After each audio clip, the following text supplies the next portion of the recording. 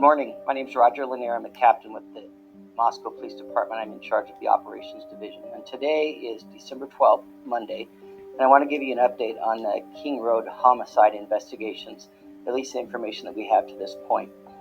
Over the weekend, investigators still continued to sort through numerous tips, calls, and online tips in regard to this investigation. There's been a lot of questions about the white car that we've been interested in.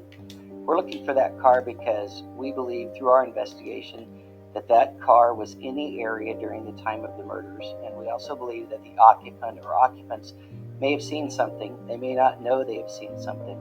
So we specifically want to talk to them, and we want to know who they are and what they might know or might be able to contribute to the investigation.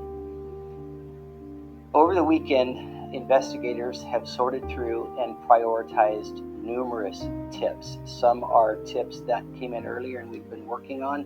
Other tips are new and are relevant. It's overwhelming sometimes with the amount of information that comes in on these tip lines. So our analysts have spent hours sorting through and trying to come up with the most relevant tips first for the investigators to follow up on. They have re-interviewed some of the folks we've interviewed earlier in this investigation to clarify information. Sometimes when new information comes forward, the people that we've spoken to beforehand may have new insight on that. So it does often seem like we're backtracking, but we're really just trying to get the most important details and the best timeline that we can come up with.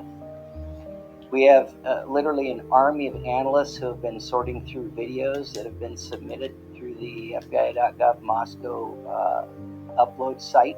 Those videos are from all over town, the gas stations, and specifically the area around King Road. We've been trying to use those videos to garner new information. As you can imagine, there's hours and hours and hours of video, so it does take a lot of time. I want to talk a minute about safety. There's been a lot of speculation about what is the safety to the public right now, or the risk to the public right now. I would just like to add that we should always be vigilant. Certainly we should be vigilant now, but we should make that a way of life for us. We should always be walking with our head up, sticking to lighted paths, and walking in groups if we can. And in addition, letting people know when you've arrived home if you have not made prior arrangements. This is not an indication of a specific elevated risk, but something that we should be vigilant with just in our daily lives.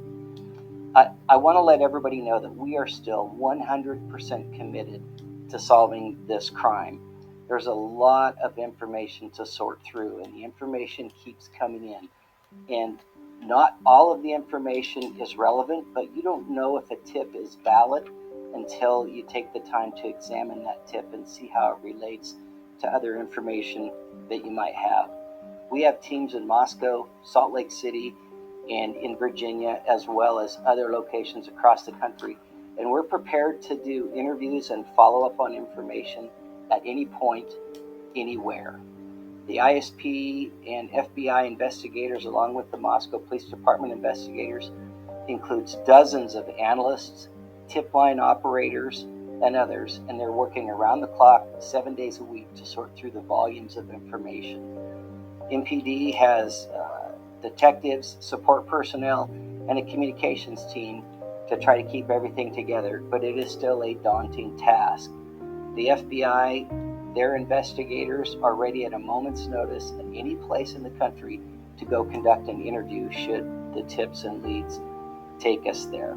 And the Idaho State Police has, besides working on the investigation, had several uniformed troopers in the area to help with safety concerns around the city and on the University of Idaho campus. And just a quick reminder, please stick to official news releases for information. Tracking down rumors and quelling rumors about specific individuals or specific events that may or may not have happened is a huge distraction for investigators, and oftentimes is the result of social media propagation, and it is very, very frustrating to investigators and hard to stay on track. Finally, I just want to add that we do have a lot of information, and we are specifically keeping that information safe.